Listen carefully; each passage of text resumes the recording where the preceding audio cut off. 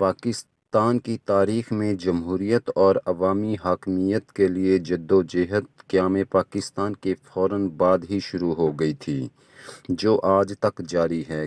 قیام پاکستان کے وقت نہ صرف ملک نیا تھا بلکہ اس کے سیاستدان اور سیاسی جماعتیں بھی نوزائیدہ اور ناپختہ تھیں۔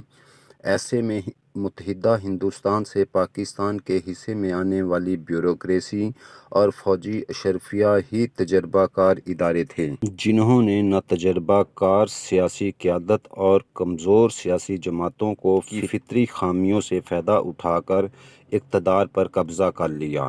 یوں پاکستان سیاسی استحکام کی بجائے سیاسی انتشار کا شکار ہو گیا اور معاشی ترقی کی جانب سفر کرنے کی بجائے تقسیم اور معاشی دیوالیہ پن کی راہ پر چل پڑا۔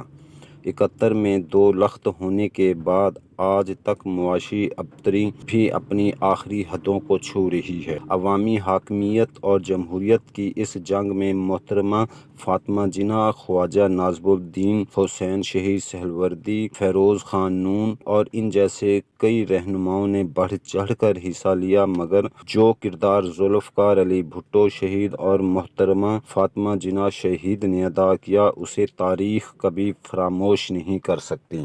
5 جولائی 1977 کو جب ایک ڈکٹیٹر نے عوامی حکومت کا تختہ الٹا تو اس وقت محترمہ بے نظیر بھٹو کی عمر صرف 24 برس تھی۔ آکسفورڈ یونیورسٹی سے گریجویشن کرنے کے بعد وہ پاکستان کی فوجی سروس جوائن کرنا چاہتی تھیں، جس کا ذکر انہوں نے اپنی کتاب دخترِ مشرق میں بھی کیا ہے۔ بقول ان کا عملی سیاست میں آنے کا کوئی ارادہ نہیں تھا، لیکن ان کے مقدر میں کانٹوں بھرا ایسا راستہ تھا جس کا کوئی تصور بھی نہیں کر سکتا۔ انہوں نے جس بہادری سے وقت کے ظالم اور جابر حکمرانوں کا مقابلہ کیا، اس کی مثال دنیا کی سیاسی تاریخ میں بہت کم ملتی ہے۔ مردوں کے غلبے والے معاشرے میں ایک خاتون ہونے کے باوجود ان کی جرأت اور شجاعت نے طاقت کے نشے میں چور حکمرانوں کے عزائم کو خاک میں ملا دیا۔ ان کی اس جرأت کو حبیب جالب نے ان الفاظ میں خراج تحسین پیش کیا کہ ڈرتے ہیں بندوقوں والے ایک نہتی لڑکی سے۔ اس بظاہر کمزور اور نہتی لڑکی نے نہ صرف اپنے والد ذوالفقار علی بھٹو کی اسیری کے 2.5 سال کے دوران پیش آنے والے خوفناک حالات کا مقابلہ کیا اور اپنی والدہ نصرت بھٹو کے ہمراہ قید و بند کی صعوبتیں برداشت کیں، بلکہ اپنے والد کے عدالتی قتل کے بعد انہیں اور ان کے خاندان کے کسی بھی فرد کو بھٹو شہید کی میت کا آخری دیدار کرنے کی اجازت بھی نہ دی گئی۔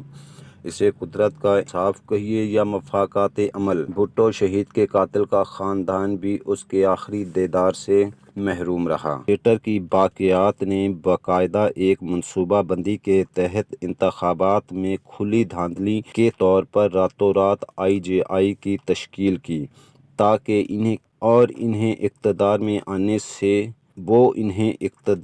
آنے سے نہ روک سکے، البتہ انہیں واضح اکثریت نہ لینے دی گئی اور ان کے ہاتھ پاؤں باندھ کر انہیں اقتدار دیا گیا۔ 1.5 سال کے عرصے میں ہی ختم بھی کر دیا گیا۔ اس کے بعد جدوجہد کا ایک نیا دور شروع ہو گیا، جس میں ان کے شوہر آصف علی زرداری کو تقریباً 11 سال تک سلاسل سے پابند رکھا، جبکہ ان کے خلاف ایک مقدمہ بھی سابق نہ کیا جا سکا۔ محترمہ اپنے بچوں کو ان کے والد سے ملوانے جیلوں کے چکر لگاتی رہیں۔ آج جب عمران خان اپنی 22 سالہ جدوجہد کا ذکر کرتے ہیں تو ہنسی آتی ہے۔ انہوں نے تو آج تک ایک رات بھی جیل میں نہیں کاٹی اور نہ ہی اپنے کسی پیارے کی قربانی دی ہے۔ وہ کیا جانیں کہ سیاسی جدوجہد کیا ہوتی ہے؟ انہیں تو اقتدار پلیٹ میں رکھ کر پیش کیا گیا تھا، اسی لیے تو وہ اقتدار کی تڑپ میں حواس کھو بیٹھے ہیں۔ ذوالفقار علی بھٹو اور بے نظیر بھٹو نے نہ صرف اس قوم کو متفقہ آئین، ایٹمی پروگرام اور میزائل پروگرام دیے بلکہ سیاسی شعور بھی بخشا، جو آج بھی آمروں کے پاؤں کی زنجیر بنا ہوا ہے، لیکن وطن کو توڑنے کی بات کبھی نہ کی۔ بے نظیر بھٹو کی جدوجہد آج چاروں صوبوں کی زنجیر ہے۔